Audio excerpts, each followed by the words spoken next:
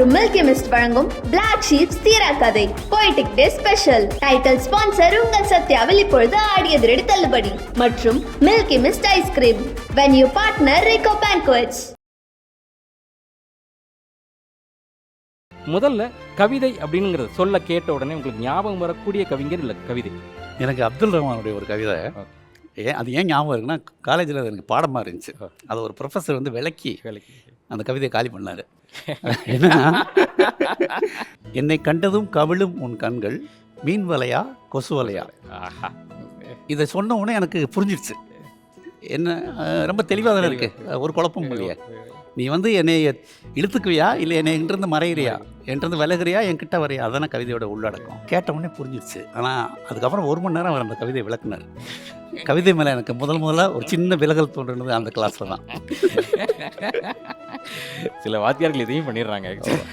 கவிதையை விளக்கக்கூடாது, கவிதையை உணரணும். கண்டிப்பாக அண்ணன் சொன்னேன். எனக்கு ஒரு கவிதை ஞாபகம் வருது. இதே மாதிரி டைப் ஆஃப் கவிதை தான் பழனி பாரதியோட கவிதை. தண்டவாளத்தில் தலை சாய்த்து பூத்திருக்கும் ஒற்றை பூவா என் காதல், நீ நடந்து வருகிறாயா ரயிலில் வருகிறாயா அப்படின்னு ஒரு கவிதை இருக்கு.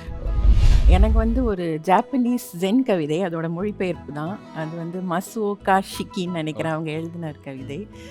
ஒரு ஈயை அடித்து எறும்புக்கு வழங்கினேன், அன்பு கருதியும் வெறுப்பு கருதியும். அவ்வளோதான் அந்த கவிதை. இது இவர் சொல்கிற மாதிரி அதை நம்மளை உணர்த்தணும். இது நல்ல வேளை எந்த ஆசிரியரும் எனக்கு சொல்லிக் கொடுக்கல, அதனால எனக்கு அந்த கவிதை ரொம்ப பிடித்த கவிதையா. நான் வந்து இந்த பழைய என்னுடைய வயது இதெல்லாம் பார்க்கும்பொழுது இந்த இடை மரபு காலத்தில் பிறந்து வளர்ந்து அதில் ஊர்ன ஒரு ஆள். அதனால் முன்னால் இருந்த பழைய இதுகளையும் பார்த்துருக்கேன். இடிக்கும் கேளிர் நுண்குறையாக நெருக்கலாற்றினோ நன்று மந்தில்ல ஞாயிறு காயும் வெவ்வரை மருங்கில் கையில் ஊமன் கண்ணின் காக்கும் வெண்ணெய் உணங்கள் போல பரந்தன்று நோய் நோன்று கொள்ளர் கருதை நம்பார். கையில்லாத ஊமன் வெண்ணெயை காப்பாற்றுறான், பாறையில் இருக்கிற சுடு பாறையில் இருக்கக்கூடியதுங்கிறதுல கவிதை இருக்கிறது மாதிரி தெரியுது. பொருள் புரியல, சந்த நயத்தில் வந்துட்டோம். அப்படி என்னை கவர்ந்தது கவிஞர்கள்னு எதை சொன்னாலும் எனக்கு, நான் பின்னால் சொன்னேன் இல்லையா, நான் பிறந்து வளர்ந்த காலகட்டம் இலக்கியத்துக்குள்ளே உருண்ட காலகட்டம்ங்கிறது. அந்த மரபு கவிதைன்னு சொன்னால் நமக்கு என்ன வருமோ அந்த காலகட்டம் தான். அப்பொழுது நம்ம பின்னால் நான் நவீன கவிதைகளோடு பரிச்சயம் ஏற்பட்டு மாறினதுக்கப்புறம் வேறு இருக்கு. அதுக்கு முன்னால் எல்லாம் எல்லா கவிஞர்களினுடைய மரபு கவிதையும் இருக்கும். மோ மேத்தா அப்படின்னாக்கா, முட்புதிரில் நட்பு மலர் முளைக்கும் என நம்பினேன், முளைத்து வந்த பாம்புகளை வளைத்த போது வெம்பினேன்னா அவர் எனக்கு ஒரு கவிஞராக இருந்தார். நெஞ்சை நினைக்க தண்ணீரில் நினைத்தால் அழுகை மீறி வரும், பஞ்சச்சேரியின் பங்கை வழங்கிட எப்போது இனிமேல் லாரி வரும் அப்படின்னு எழுதின வைரமுத்து. இந்த மாதிரியான கவிதைகள் தான். அதனால் கவிஞர்னு நிற்காம ஒலி நயமிக்க கவிதைகள் தான் எனக்கு நினைவில் வருது. Okay, great. அப்புறம் எனக்கு இப்போ இல்லை எப்பயுமே கவிதைனா அது கல்யாண்ஜி சார் தான். கல்யாண்ஜி தான். ஏன்னா கவிதையை பற்றியே கல்யாண்ஜி சார் ஒரு கவிதை எடுத்திருக்காரு. அது எப்படின்னா, இலையுதிர் காலங்களில் மரங்களை நீங்கள் எப்படி உணர்கிறீர்கள்? பப்ளிக் சர்வீஸ் கமிஷன் தேர்வு அறையில் கண்காணிப்பாளனாக உன் மனநிலை என்ன?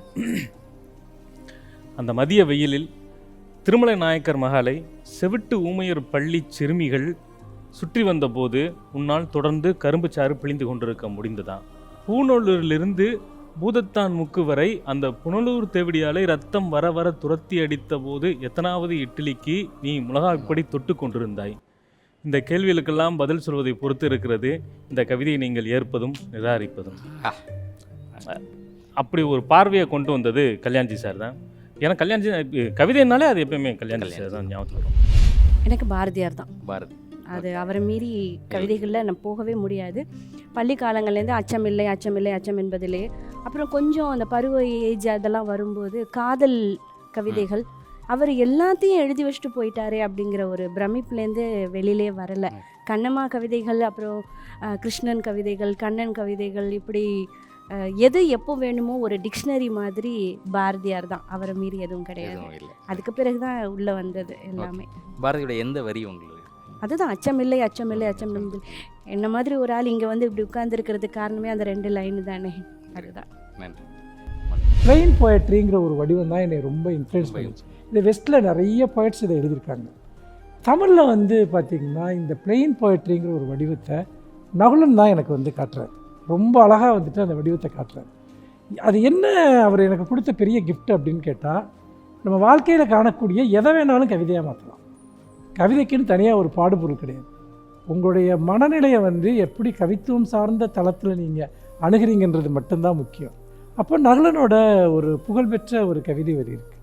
நேற்றிரவு ஒரு கனவு, சுசீலாவின் முதல் கற்பம் அலசி விட்டதாக. இந்த மனதை வைத்துக்கொண்டு என்ன செய்ய முடியும்? இந்த மனசை வச்சுக்கிட்டு என்ன பண்ண முடியும்? ஒரு ட்ரீம் வருது, அந்த ட்ரீம் அவரால் வந்து டீகோட் பண்ண முடியல. இந்த மனதை வைத்துக்கொண்டு என்ன செய்ய முடியுங்கிறப்போ டக்குன்னு உள்ள ஒரு ஓப்பன் அப் ஆகுது ஒரு விஷயம். இந்த மனதை வைத்துக்கொண்டு என்ன செய்ய முடியும்னு கேட்டால் இதை சொல்கிற மனது எது? அப்போ நம்ம கான்சியஸுக்குள்ள ஒரு சூப்பர் கான்சியஸ் இருக்கா? பல கேள்விகளான மிக மிக எளிமையான ஒரு வரி. அவரோட இன்னொரு வரி பாருங்கள், நான் தான் வந்திருக்கிறேன் கதவை திற என்றால் சுசீலா, எந்த நேரத்தில் எந்த கதவு திறக்கும் என்று யார் தான் சொல்ல முடியும்? இதை வந்து பார்த்திங்கன்னா 1000 தன்னம்பிக்கை பேச்சாளர்கள் கூட இப்படி ஒரு லைனை உருவாக்க முடியாது. போய்ட்ரி எப்போவுமே என்னென்னா எசன்ஸை உருவாக்குது, வாழ்க்கையினுடைய எசன்ஸை, மொழியோட எசன்ஸை உருவாக்குது. 1000 சொற்கள் தேவைப்படுற ஒரு இடத்துல வந்துட்டு அது 4 சொற்களால் அது வந்து, அதனால தான் வந்து கவிதை என்பது வந்து ஒரு பொதுமொழின்னு நான் அதை சொல்லுவேன். சத்யா மற்றும் மில்கி மிஸ்ட் வழங்கும் பிளாக் ஷீப்ஸ் தீரா கதை போய்டிக் டே ஸ்பெஷல். இதனுடைய ஃபுல் எபிசோடை இப்போதே பிளாக் ஷிப் வேல்யூ OTT-யில் காணுங்கள்.